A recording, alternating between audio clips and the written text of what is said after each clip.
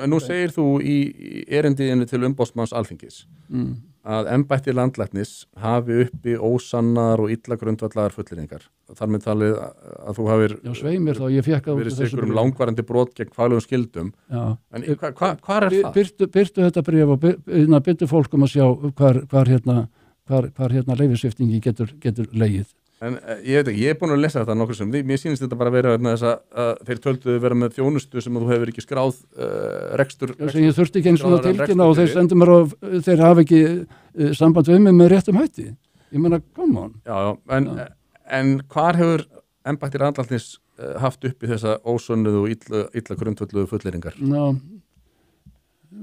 skoðaðu betur hvað þetta stendur í hérna. Þetta er ekki sagt um þig hérna? Nei, en þetta eru ástæðunum fyrir því. Okay. Þetta snýst fyrst og fremst að þeir hafi ekki náð sambandi við þig varandi rekstur sem þeir tölduðu vera með? Nei, þetta snýst um meira. Þetta snýst um það að þeir eiga að vita að lögin, þau heimila mér að hafa símaþjónustu og ég þurfi ekki að tilkynna hana. Það snýst að þeim. Já, Kalli, við vorum að vera sangjarnir. Ég er sangjarn. Þeir, þegar símaþjónustan og það að þú ansir engum erindum þegar þeir eru að spyrja út í símaþjónustu. Ég get ekki svarað þjónustu sem ég síma sem ég er ekki hættur. Nei, ég get ekki svarað. Þeir vita það ekki að þú sett hættur að nota hann síma. Það er ekki mitt vandamál, það er þeirra vandamál. Já, þeir horfa bara í auglýsingu og mér er saman hvað þeir eru að horfa á. Þetta er tilkynning frá þér að þú sett að hefja þennan rekstur. Hvað er tilkynningin það? Þú sendið þeim sjálfur tilkynningu.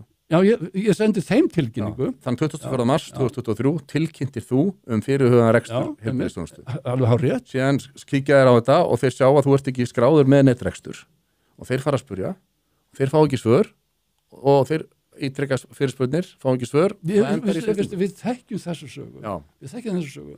En það er svo banalt og barnalegt að halda því fram að þetta sé ástæði fyrir sviptingu að ég hef ekki talað við á réttum nótum.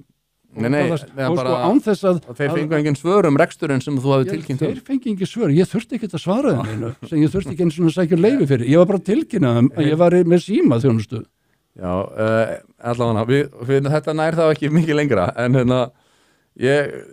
þú verður alltaf að fá læknaleyfið aftur og ég hveti eindreið til þess að reka þetta mál fyrir ráðherra og ég verð mjög hissa ef að þetta verður ekki bara leiðrétt með þetta hrópandi misskilningur sem að ég sé í þessum samskiptum. Hvað leikur misskilningurinn? Hann liggur í því að þau fengu engin svör þegar þú voru að reyna að fá upplýsingar reksturinn sem að þú hafðir auglýst. Liggur hann í því á ég söka misskilningnum?